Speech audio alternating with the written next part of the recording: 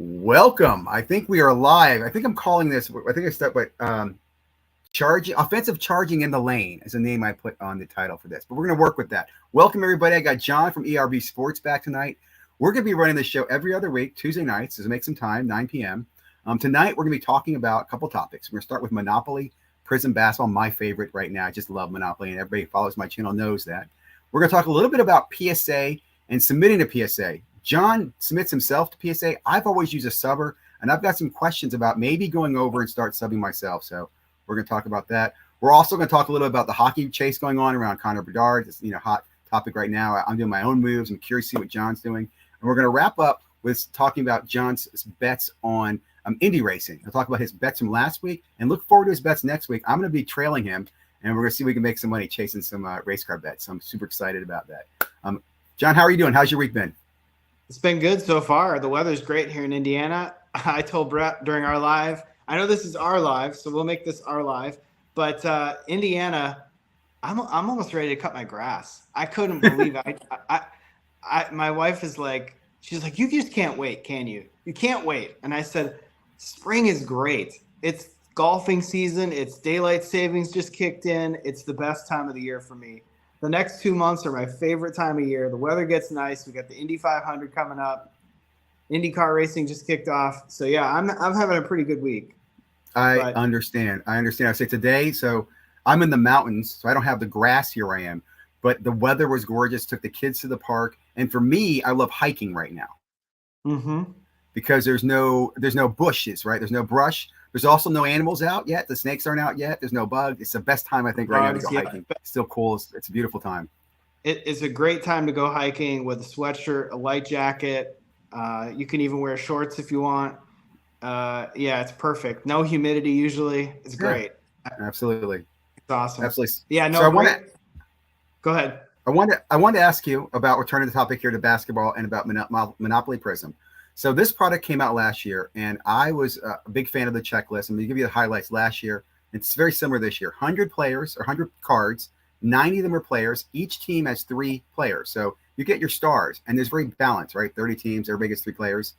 Last year, there was, I think, 14 rookies. This year, there's actually 16 rookies out of those 90 players, right? Most of them are in the draft, right? These are lottery picks. You've got Wemby in there. What I really like about this Monopoly checklist is you've got so many 1-on-1s, number to 5, number to 10. Now, I know some people say there's too much of that. This product is so dense in it that when I compared it to like the Logo Fractor, I remember following you and Step on the Box on that. Logo Fractor seems very similar, right? Very short checklist, very rich in its hits. If you get a good hit, a good rookie, a good star, you can do really well. I'm wondering, did you get a chance to look at the Monopoly checklist this year, and what are your thoughts on it? Am I totally off in my mind? No, I agree with you when it comes to Monopoly or products like that where you have a basic product like a Chrome stock product.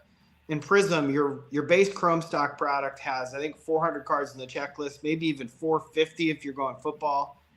The Monopoly being 90, Logo Fractor, same thing. It was like 220 was the base. They made 110 in the Logo Fractor.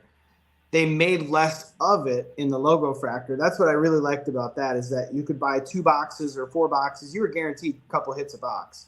And with 110 cards, you were going to get some really good things. In the Monopoly, the thing that I know would really go for Monopoly this year in terms of a favorable thing is the fact that Victor Wembanyama is in there, because it creates an instant chase for all of the product to be opened. And so you're going to get a lot of different color, a lot of different things of your favorite players, of the stars, of the Steph Currys, the LeBron James, the Luka Doncic, the De'Aaron Fox, that's my guy. But anyway, you mentioned Sabonis in one of our chats that you pulled a really cool Sabonis card. Yep. You're not going to find that in a lot of other products. I like that about the product. I wish they made less of it or declared a print run. Then it would be easier to know exactly how many hits per 20 boxes you can expect. And that way, if you get into a break, you know what your odds are.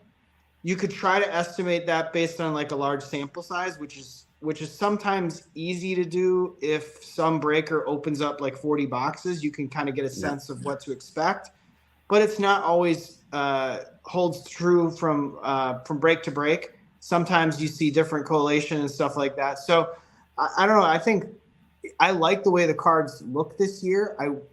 The one gripe I have, I was going to say that QC was better this year, but I pulled a really nice Derek Lively Yeah, I saw that. in one of my 2 boxes, and it was the worst centering I had ever pulled.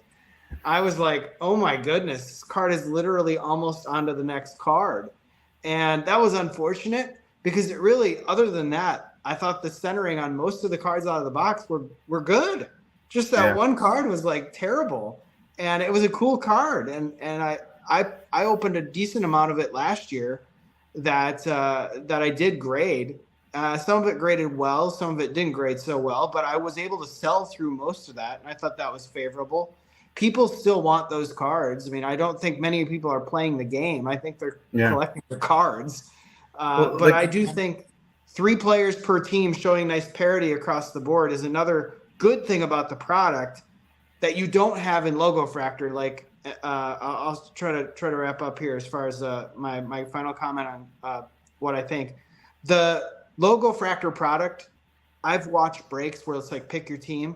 There are some teams that have 9 cards in the checklist. And then there's other teams that have 2. I didn't like that about Logo Fractor. I wish they had more parity amongst all the teams that were represented in the 110 cards, but I get why they did that. So if you get like the Yankees, I believe, or maybe the Diamondbacks, you could get like 9 cards. Yeah. And it's a very deep checklist. The Orioles, the same thing with all the rookies they had last year. But then you get a team like the Tampa Bay Rays or the Cleveland Guardians, you only got 2 or 3 cards. That's it. There's not much depth there. So that makes it a little bit tricky when it comes to breaking that product. But overall, I enjoy both. You bring me to the point of checklist, and it's something I want to mention. I sent you the checklist for the Monopoly Prism. I'm not sure. Were you able to actually open that? And the reason I asked you was I could not open that from my browser. I could open it only from my phone. Then it stopped letting me open it because apparently there's some spam or something about it. And I bring this up because there's terrible checklists out right now. Absolute trash. With Cardboard Connection going, whatever the hell happened to them, I'm blind on that stuff. Yeah, there is a void right now where somebody can do some research. We mentioned it last show where we had the channel that I forget what they're called. Chasing Majors. Chasing Majors. I knew Chasing was in it. Yep. They have a website where they tried to do something like that. So I honestly think that if Cardboard Connection isn't going to do that, there's a void there to be filled. Somebody should fill it and do a great job of it, and it'll drive a ton of traffic. Especially a website, you're going to get a lot of sponsorship on there, so that's a great business opportunity. Yeah. I'm probably giving away the the opportunity here, but I'm truly a website guy, but I think there's a great opportunity there. So one thing, again, I'm a big fan of breaks and checklists. And again, if you look at the Monopoly checklist, it does have the balance, but there is some imbalance. For example, some of the teams, I think 4 teams, have 2 of the 3 cards are rookie cards. And that's really what I'm chasing, right? Yeah. Like the Magic, the Jazz both have 2 of their 3 cards are rookies. On top of that, those rookies then have inserts. They have the money whites, the money blacks, and then the color blasts. And again, certain teams have those, which for me, this is why I feel like it's such a great product to be buying into breaks, right? For example, there's some teams I don't want at all because they have vets that are not good vets. There's no rookies at all. So that's why I've been a big fan of that. And you mentioned the Wimby being in this product. What makes this product even better is, like you said, there's no autograph chase, right? True. But this is really just go get refractors, and there's no redemptions you have to worry about. You know? That's another good point, is no points, no redemptions, and no autographs to worry about redemptions being filled later. I think that taking that off the table is a smart thing to do. I don't know if we want to talk about that topic either, but the cringiness of some of these releases from Panini lately, where the Prism regular hobby with the missing autos or the lack thereof, then this overabundance of points in some of these products that guarantee an auto, like rookies and stars. I've seen so much of that opened, and it's embarrassing. And it's almost like Panini's like, at this point, they're like, we don't have any autos we can put. We can't give away our fake redemptions anymore, or our redemptions that we're not held to. What are we gonna? Well, you know what? We got autos on our website. Just put points in there, and people can get the autos. That's two things. I do know there was an update Paul Lasco said the redemption lawsuit was settled out of court for Panini. Oh, That really? is not good for us in the hobby. It was settled. So in other words, Panini paid off whatever it was. The people had Wow. and again, check out Paul Lesko to get information. Second thing, you were absolutely right. And I'll tell you what pissed me off the most, because I love this Monopoly Prism product. And I've been going out to Targets. I've done a lot of it. I've done 40 boxes easily myself. But then I decided to hold back. So I'm going to budget, because I wanted to buy from Panini Direct. They're going to be dropping the iCollect, which is an exclusive version. Now, last year, I want to let you know, last year, those boxes in a case of 20 had one color blast per case on average. They had a lot more color in them. They had these free parkings. They had white sparkles. The density in those boxes was amazing. I mean, really was a phenomenal product, only through their online direct. This year, fast forward, I'm ready. I'm expecting it to happen. I get a notice from my friend Mike Ham the other day. I have my laptop, my other laptop, my phone. I spent 2 hours trying to get in the Panini website to buy them. I never got in. Never got in. And a lot of other people did not. And all I can think to myself is, in the last 4 years, Panini has made zero investment in a website point of sales. There are NFT companies who have failed, who had better queuing systems where they could get product out to people in a fair way. Topps does it in a fair way. Everybody, I cannot wait for Panini to be out of this business. As much as I buy their products and I navigate them, I look forward to their demise, because you deserve it. You have zero customer success, zero customer support. And you're right about that. They don't give a shit about the autos. They don't give a shit about the Panini points. They don't seem to care anymore. And I think it's really unfortunate, because I think there was a time where you were advocating for us to say, well, let's not just go all in on Fanatics, because we might miss Panini in a couple of years. And that very well could be true. This was a time, though, if you're Panini and you're suing everybody and you're sort of like seeing this end game, why aren't you dabbling a little bit in customer service, even just one iota, to show a little bit of interest in the collector or the hobbyist? And Panini is just squandering opportunity after opportunity to gain any PR. They could be jumping all over these Fanatics mistakes of multiple one-of-ones or poor QC or anything to that extent. They could jump all over that and say, come believe in us. We're signing the good players. We're doing this. We just signed Caitlin Clark. We're showing interest in customer first mentality. But they do none of that. And it's really sad that this is sort of the towel. This is the field you're dying on, is like, you're letting your competitor make tons of mistakes, but you're making worse mistakes. And again, here's what I think about that, because you're right. I have been a fan of Panini. I still will warn that I think we're in trouble with Fanatics. And I do believe that the future could be different. And the reason for that is that these companies really are just run by humans. And sometimes there's a shitty human being running the company. And that's really what it comes down to, because you're right. Some shitty human being at Panini is sitting there cashing a check and going, yeah, I just don't care. I mean, I guarantee you there are other people at Panini who are passionate, who care, who are frustrated, upset. So I am hard on all the companies, but I do believe that things will change. I mean, and I think part of this is that we have a nice voice. People can talk and people will bicker, and some things finally do change. So I don't know. I'm bit like today, that just pissed me off with the website. I mean, not being able to get it. I guess it was yesterday. I was going to say as well, on their website, why have they never fixed the "we're experiencing high volumes" thing? That is the worst message. It's never changed over the years. It's what I'm saying. It's lazy. It's so like Topps is like, hey, you're in line. It's busy right now, but you're in line. We'll get you in as soon as we can. And they always queue everybody. Where I feel like Panini is sort of like, we're experiencing high volume. Sorry about your luck. Yeah, well, the problem is Panini's got a dirty history. They've got a dirty history. I know, for example, when they had their web servers crash in 2000, I think it was 2017 on First Off the Line, I heard from a friend of mine who worked at Fanatic or at the Fantastic store, which is Blowout. He said when the servers crashed, he got a call that day from Panini saying, hey, the servers are back up. You guys can buy. The reason I tell you this is Panini will unload to the distributors anything they need to. They'll bulk unload that, right? And I guarantee the same thing with a Monopoly Prism. You'll wait and see where this product comes out, and you're going to go, oh, okay. And this is, again, what disgusts me. I applaud Fanatics for having the Montgomery Club, where I can at least get my 1 or 2 boxes of Sapphire that's distributed to me, and I get 24 hours to buy it. Thank you for that. I don't know why Panini never did that. Another company, I'll just kind of transition a little bit here, is Beckett.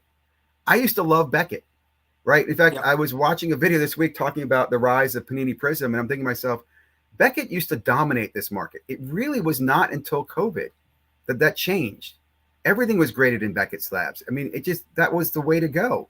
And somehow that changed. And Beckett as a company has done nothing, absolutely nothing to stop that. Like, that's another company I feel like they just don't care. There's somebody there cashing a check on, yeah, I don't care. You know? Yeah. I still trust their grades. I mean, I wouldn't say that the thing I don't know, I own a couple older Beckett slabs that I've Yep. not cracked yet and resubbed to anybody else.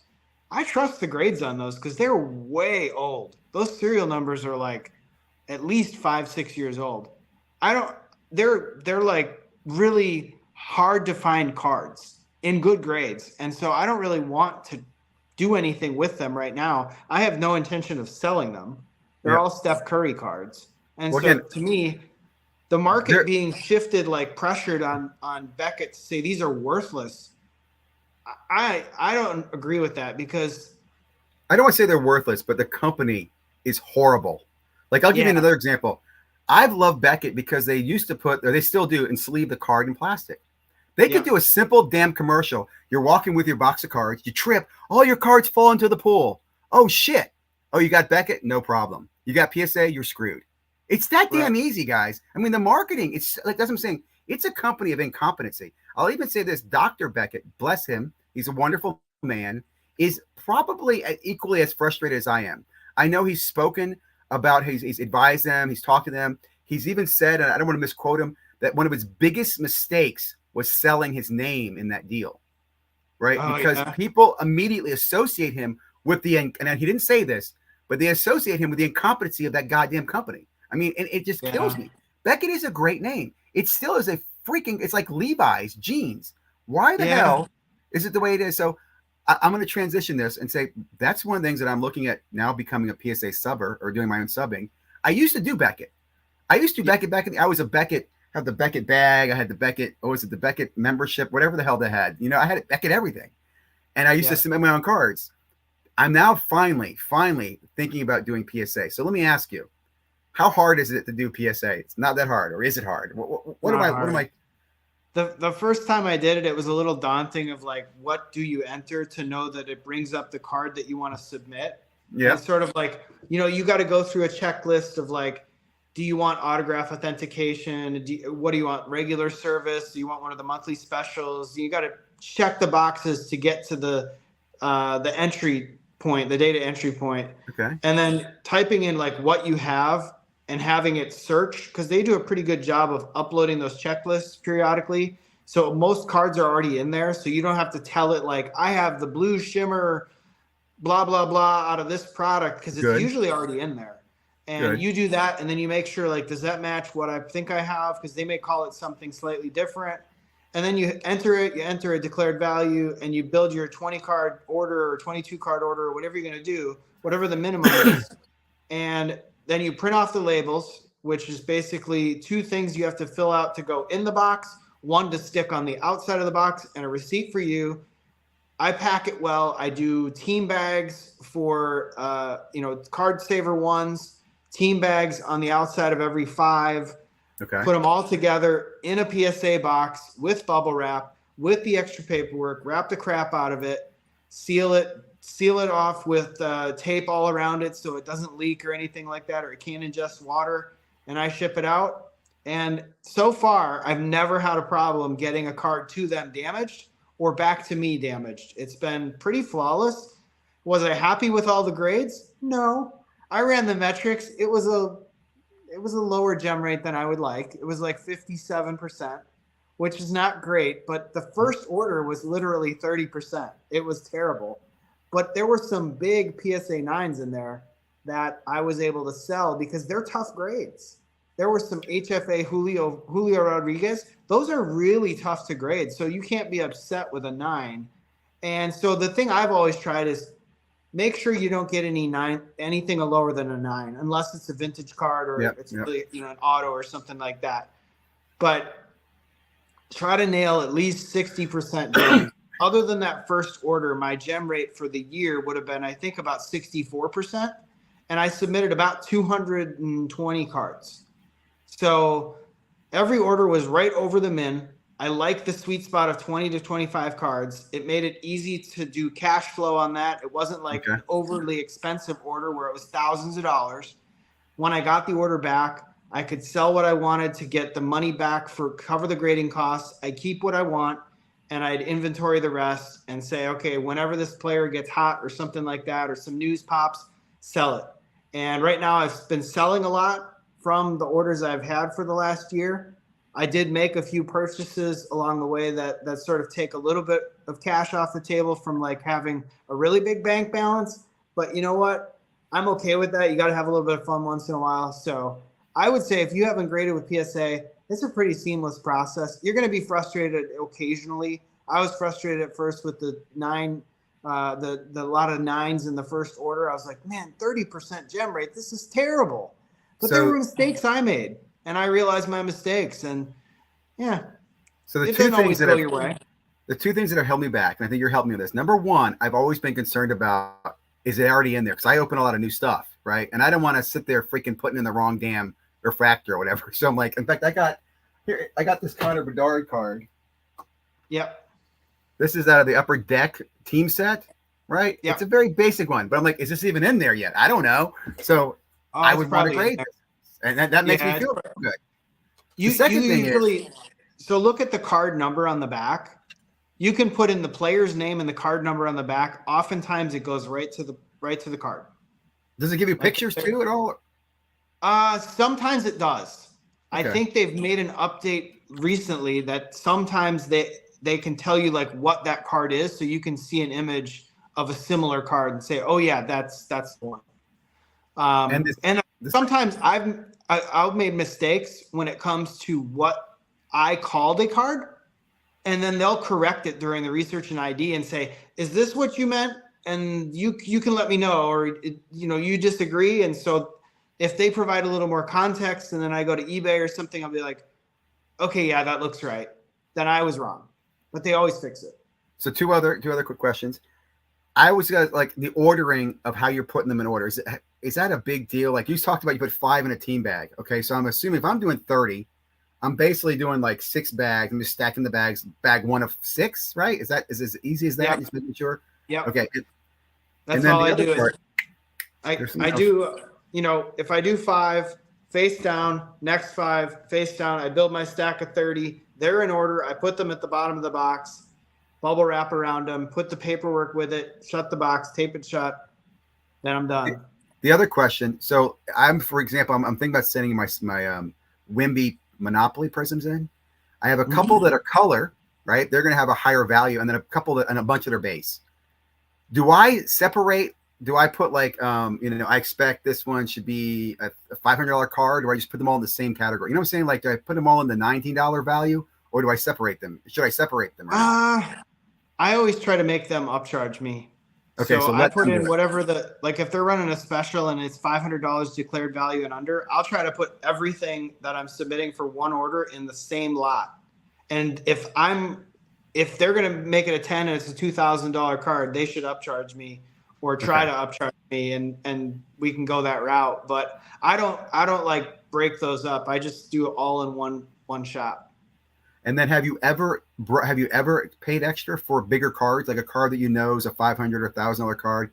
Do you break that up and send it as a 1 or 2s, or do you send it in with I always send them in together. But ironically enough, in the 220 cards that I've submitted, I never got upcharged one time. Wow. I don't know if that means cards. Maybe I don't have the biggest of cards that I've sent in, but I had a lot of $300 to $500 cards that I sold. Lots of them. I had at least 10 of them. So I never got upcharged when they were at the $199 declared value. I never got upcharged when it was $499. I never got upcharged one time. There were things that were borderline, like there was an Anthony Volpe and Ellie De La Cruz. They definitely broke the price that I should have been upcharged, and I was not. So, yeah, I was kind of surprised by that. I was like, wow, I didn't get upcharged. Any good tutorial videos out there you'd recommend? I remember PSA Collector, who's now the graded card investor, did videos years ago. I haven't seen anything updated. I just think it's something somebody should be doing more of, because everybody submits them, but I never, Cleaning the cards, I always put gloves on when I clean the Okay. cards. I always put latex gloves on. I have a sheet out in front of me, like a microfiber sheet, tight to the table. Card goes down. I've got, I'm brushing the card. I don't use any other fancy like Kurt's Card Care stuff or anything like that. Basically just, a microfiber cloth. I've got a flashlight for any, I'll look at it all angles and make sure that there's no surface issues or corners. I got a magnifying glass for the corners. I can look at that. And so if I think it's borderline, I'll send it anyway. Yeah. Sometimes I've gotten 10s on things I thought I shouldn't get a 10 on, and I've gotten a 10 on them. And then other times I get a 9 back and it's like, yeah, I kind of knew that, but I took a chance. Yep. I'm the same way. I'd rather take a chance. I'm okay with being told no. Rejection's fine. There are plenty of times where centering was a question on some optic cards in a recent order where I look at it and I'm like, they're not going to give me a 10 on this, but it was the only thing wrong. And I was like, it's so close. It's so close. I'm like, just send it. See what happens. I got 10s on both of them. So, but it can be the only thing wrong. You got to be perfect on everything else when that happens, because if it's like a stack up of like, well, the centering is really close, but there's also a little print line on the back or something, then you're usually going to get downgraded 1 grade. But for the most part, yeah. I've seen a lot of influencers who will say that, who are like, oh, you better make sure it's a 9 or 10. You're going to lose money. Make sure you know what your grade is. Look, grading is magic. It's wizards, dude. I really like what SCV said. 80% is just showing the fuck up. Send the card in, let them reject it for you. Now, don't be stupid. Like you said, you should review, like you said, I look at everything and I believe everything should be a PSA 9 or 10. Let them tell me I'm wrong. And from there, I'm paying the money. I'm willing to take the chance. If I look at the metrics of what I submitted last year, of the 220 cards, those that were 8 or lower was only, it was like 9 cards total. It wasn't a lot. And some of them were like, oh yeah, I could see that. I could see why you gave me an 8 on that.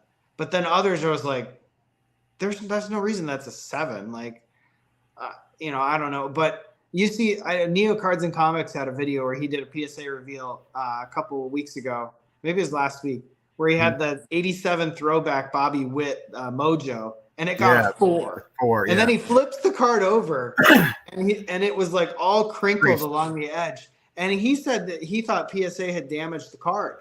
He might be right, but the irony of that is I've seen that very same card. Somebody else, I think it was on Instagram, they said always check the back of your cards in detail. And then they used that very same card as an example, and it had a crease right down the middle that you could only see under the right light and at the right angle, because if you just glanced at it, you didn't see it. But then if you held it and you're like, oh my goodness, there's a crease right there.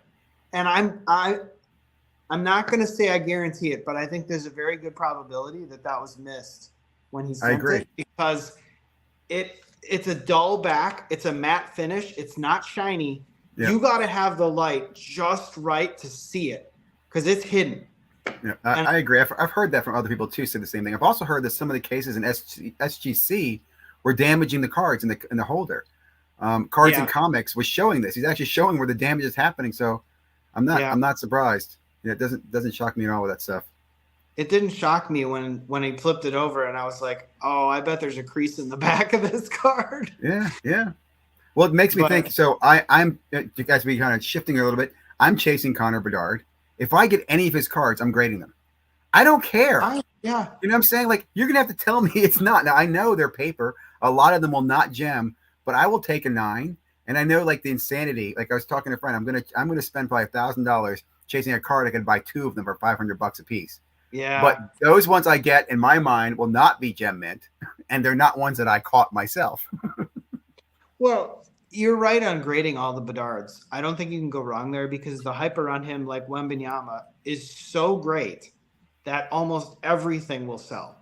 Yep. And even the lower end, somebody's going to be like, I can't afford the Young Guns in a PSA 10 or a PSA 9, but I can afford the Star Rookie in a 10, or I can afford the frame card in a 10 or a 9. And so it will have, you got to sell it quick, but I will say that seems like one, like almost like Otani in a way, where last year during a period of the year, you could have graded any Otani card and made money on it. Yeah. Every single one of them was making was like a $50 bill. And so I turned some of those into profit from Otani last year. And I think you could do the same with Bedard. Is you know, I graded an insert, the pinstripe insert from 2022 Chrome. It's just a base card. It's a base insert. Nothing special about it. Got a 10 on the Otani. It's like a $3 card raw, but I got a 10 on it. Sold it for $80. Yeah. I thought this was like a no-brainer. Like I was probably going to get a 10 on that card. And so I'll take that chance every day. So I agree. Grade the Bedards. You probably increase the value, but sell them too. Yeah, you remind me back in 2017, I was chasing Otani, and I remember being a lot of Bowman breaks, and it was the only paper card that I saved. And I probably had 50 of those over the years. I've been grading and selling those off for the last 4 years. Cards that I would have probably just given away or thrown away, those paper Otanis back in 2000, because no one cared about those. That's crazy to think. You know, I still have a few of those left. So you're absolutely right. Are you chasing Bedard? Are you going to be chasing the retail? Or what's your play there? It's a tricky spot, right? Yeah. It might be too late because I missed all the Target drops and I haven't gone. I didn't get a single box on any of the Target drops that happened, or the Walmart drops. I was trying to go after the tins and they sell out right away, or the bots are after them, and it is just really hard to come by. I haven't seen them show up anywhere else, like a Card Giants or anything like that. I might, if that happened, sometimes hockey product shows up on there, maybe go after that. But for me, unless I can get my hands on any of it, I think I might have missed it. So, but I'm pretty sure they printed a lot of it. There's probably waves and waves of this that we'll see over the next couple months. You're also going to have the E-Packs. I don't know if you're an E-Pack fan. That's true. That's true. Yeah, I forgot about that. And I'll say, so I've been following this for a long time. I'm definitely a bandwagon fan to hockey. I don't follow it normally, but I've been planning for Bedard for a while. So I did buy a case of blasters. I paid a little extra for that. I got that for $900 ship. That's $45 a blaster. That's, a little more than I want to pay, but I got one coming. I did look at doing a case break. They were $2,000 for a case. I'm thinking, you're almost guaranteed 1.75 Bedards. You have a chance at all the numbers, the $1 million. There's a lot of play there. That went up to $2,500 now. So I decided, again, not to do the full case break. I'm pulling it back. I'm going to do the 800 or the 900 on the case right now, retail. And then I'm still making a play in my area for retail. Retail is not hit here. Like, we have not seen in our Walmarts or our Targets any of the Series 2 yet. So I'm hoping to snag some tins when it hits there. But I'm definitely going to make a play. If I see tins in retail, if I go to a Target, and usually the restock days on the Target by me is on Monday. That was yesterday. I went there and they didn't have anything. So they didn't. I mean, I might have missed it, or they could have just not had it yet. But there wasn't really anything I wanted. I didn't actually go check for Monopoly Prism. Now that I think about it, I should have done that. It's usually not in the section where the cards are. You got to go back by the games. It's in the games. But yeah, I didn't check that out. But yeah, as far as chasing that goes, I know Brett's a Chicago guy, and he tells me every Target or Walmart or wherever, he's like, they're all sold out. And I was like, how do you know they even had it yet? Like, did you see the tag and it's blank?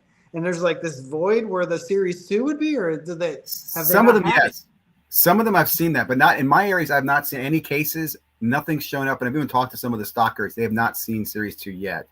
Again, we'll see. I'm still going to guess there's a lot of it still to come. Oh, I agree. This is a flagship product for them. It's also one of the biggest rookies that hockey's had in a long time since Connor McDavid. And I think that alone would have caused them to increase the print run because he's on every single box. Yep. And so they're not stupid. They know people will want this product. So my guess is it's not going to be a one and done wave. There'll be more. What I'm interested in is, like I said, I'd like to learn what are the other players in here that we should be paying attention to, because it's not just an all Bedard or nothing, right? There's some other guys in there, and I've been listening to some of the hockey channels, and they're giving. I think there's some guy from Carolina. I forget his name. I wrote it down earlier, but there are some good ones. Which I'm telling people, that's the cool thing about this. If you're in the chase, you learn about the product. You learn about these dazzlers, right? You learn about these the frames and stuff like that. So it's definitely fun, different chase. I'm loving it.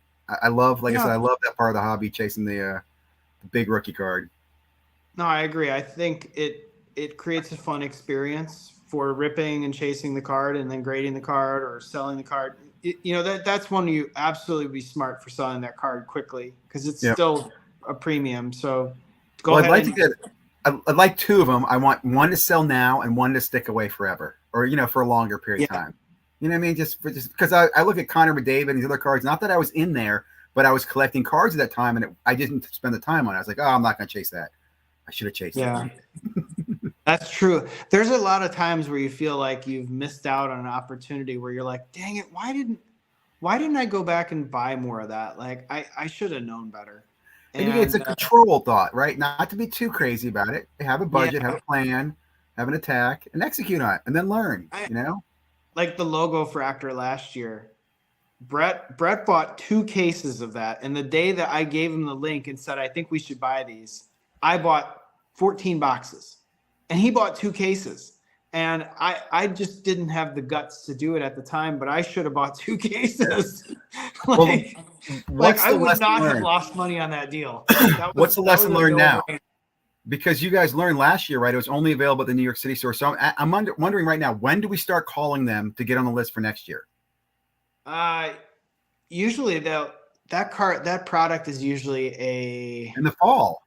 It's a fall product. It comes around like the end of August, early September. Yep. It's almost like near the baseball playoffs in a way. Yep. So I would say try to call the New York office and see if you can hear the message and be first in line. I don't know. I know, but isn't that annoying? It's one thing I've learned because the first year I saw them, I didn't know what the hell they were. Second year I tried to get them, but I was too late. I heard you guys talking about being on the list, and so I'm like, shit, I missed that. So this year I'm like, okay, I got to be ready for it.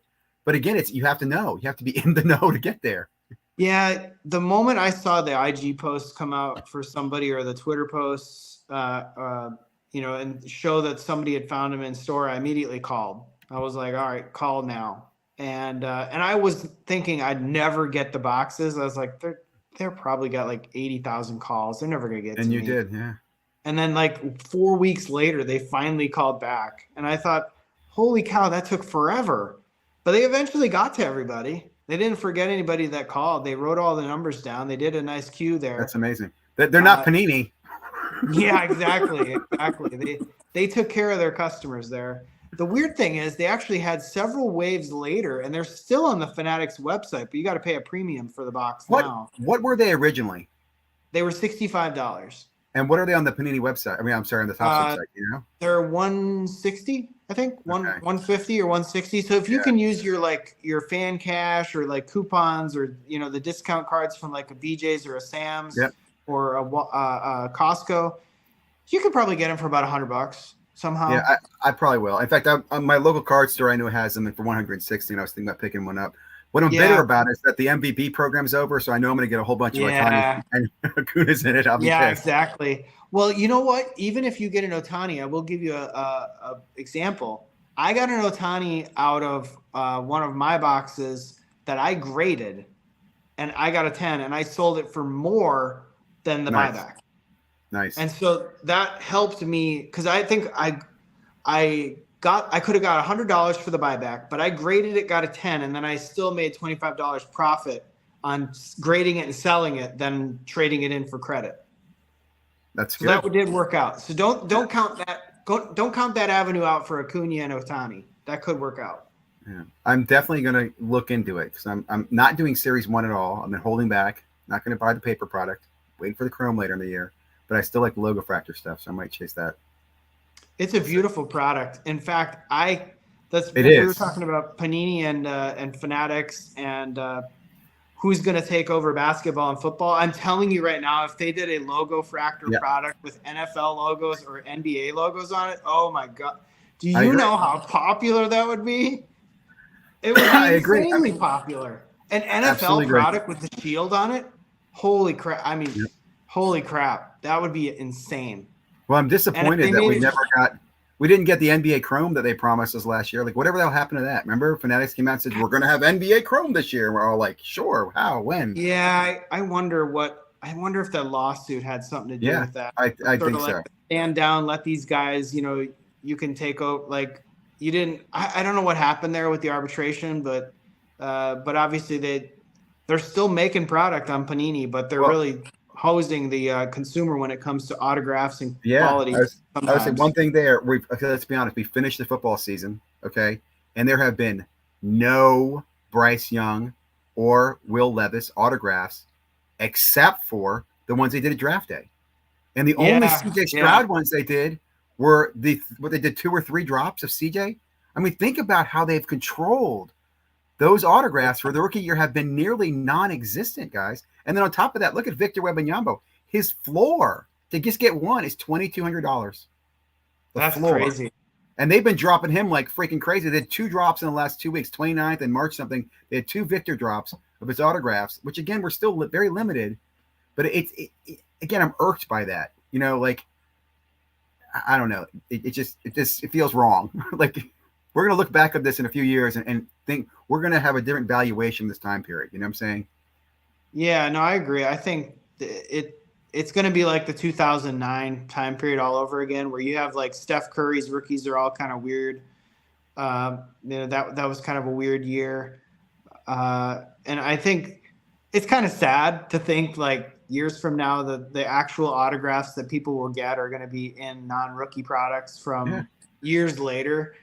And hopefully these guys are good, because then it'll be like a Curry autograph, where even today you don't get a lot of Curry autographs on rookies, or you don't get a lot of Warriors uniforms on your rookie cards, but you still get a nice selection to choose from of your favorite player that became a star and a generational talent. Not that he's a generational talent, but you know what I mean. He's a really he will go down as one of the all-time greats, the best shooter of all time.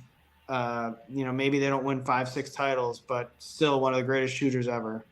Yeah, no, I agree. And he what am I looking for? He electrified the fan base. So many kids, I think, got into it because of his shooting. And even when I go to games, there's one kid I was watching at my son's game. The kid had put up 50 points in the game before. He's an incredible 3-point shooter. He was shooting from the half point or half court or beyond and making them, and just doing this whole arm thing, the ice in the veins. It's funny though, because Curry created the illusion that basketball can be a game for anybody.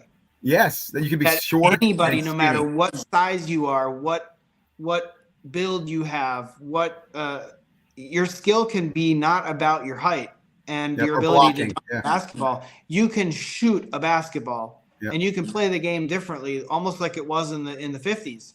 Yeah. And it's just that sort of changed the dynamic of the way kids are growing up now. Not always for the right, not always for the right reasons, because sometimes they don't learn the game from inside out, and they'll struggle when they get 2 guys on them and they're in 3 and they don't know what to do.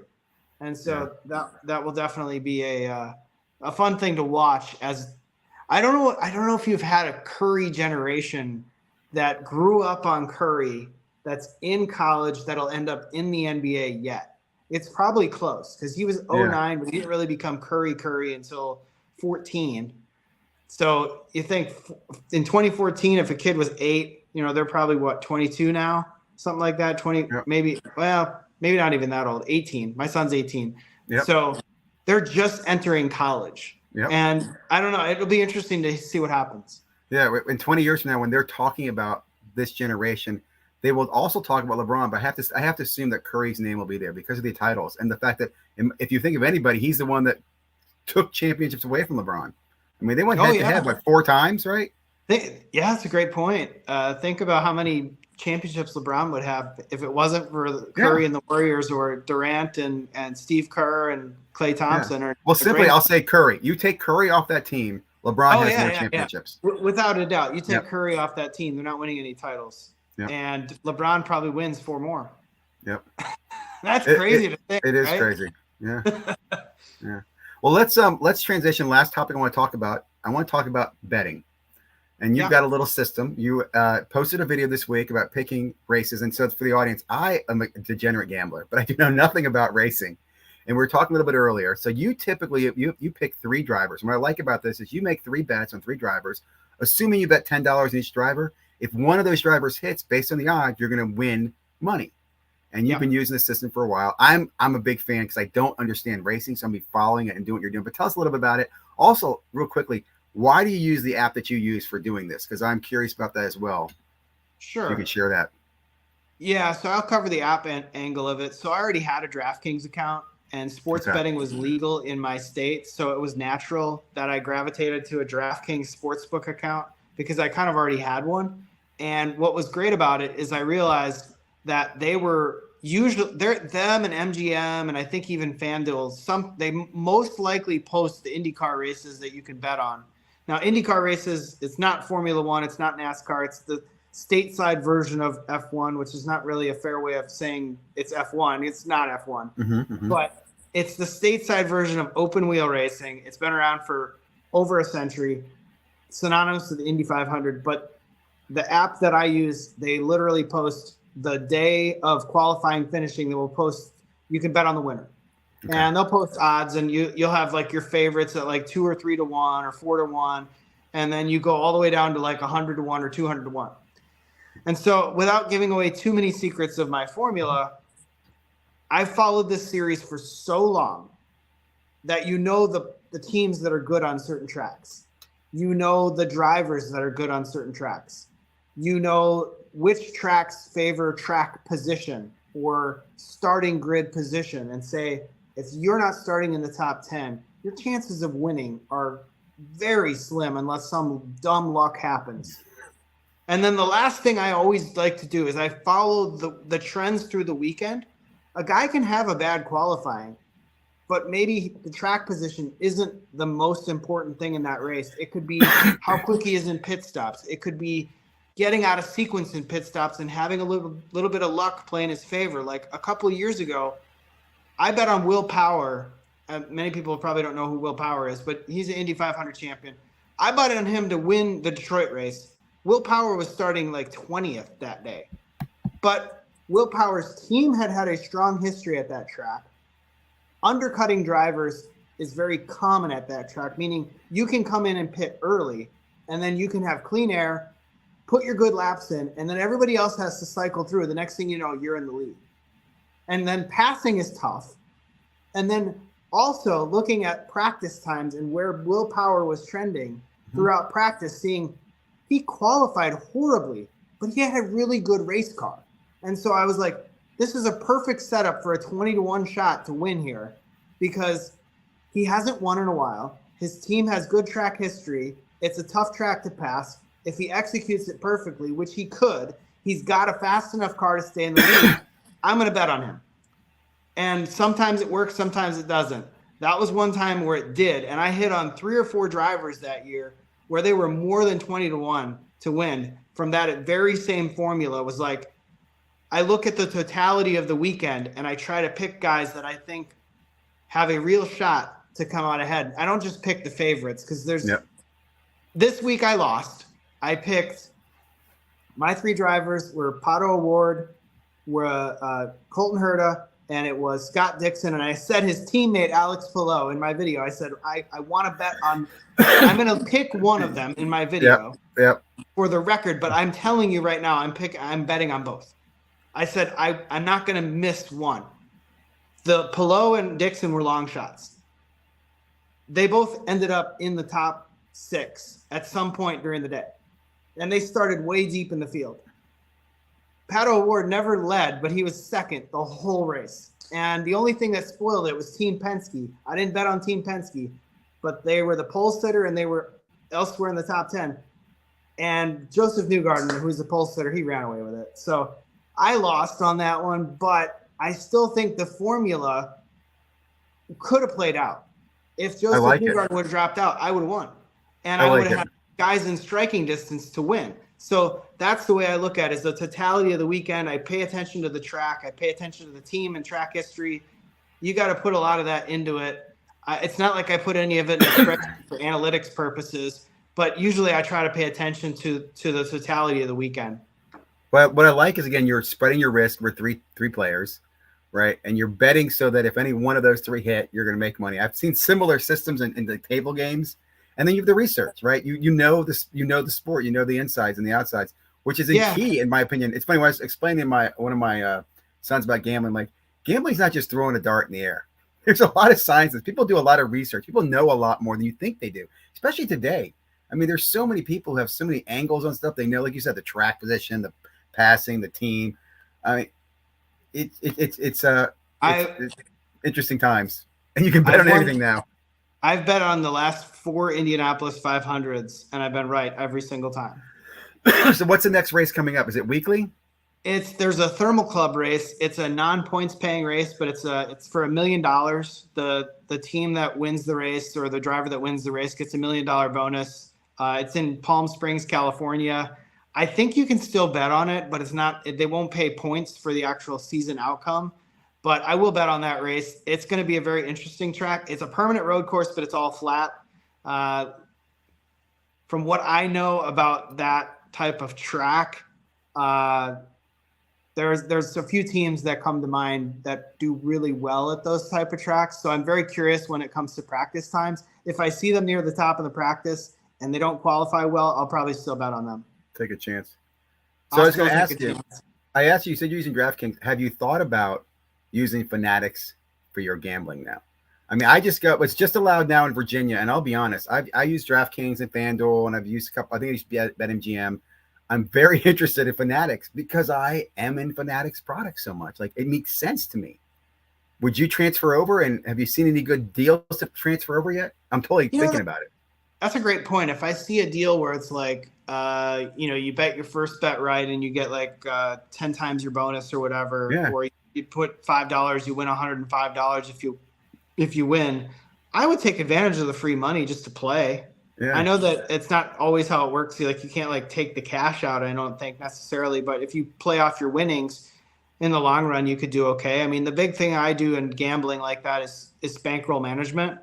I don't bet weekend to weekend. If I have like $1,000 in my account, I don't bet all 1,000. Yep. Like, I'll bet like 100, right? Mm-hmm. And then I'll leave the other 900 on the sidelines. And then if I lose it all, okay, then the next week I'll bet 90, and I'll try to at least bankroll so that I myself. And if I win big. Like, then I'm ahead overall. But it's not exact. I mean, but like you said, when you try to tell your son about gambling, it's not about throwing darts in the air. It's about doing things where your decision matters, and you're not going to win 100% of the time, but you're just trying to get an edge there to win 58 to 62% of the time, and you'll do fine.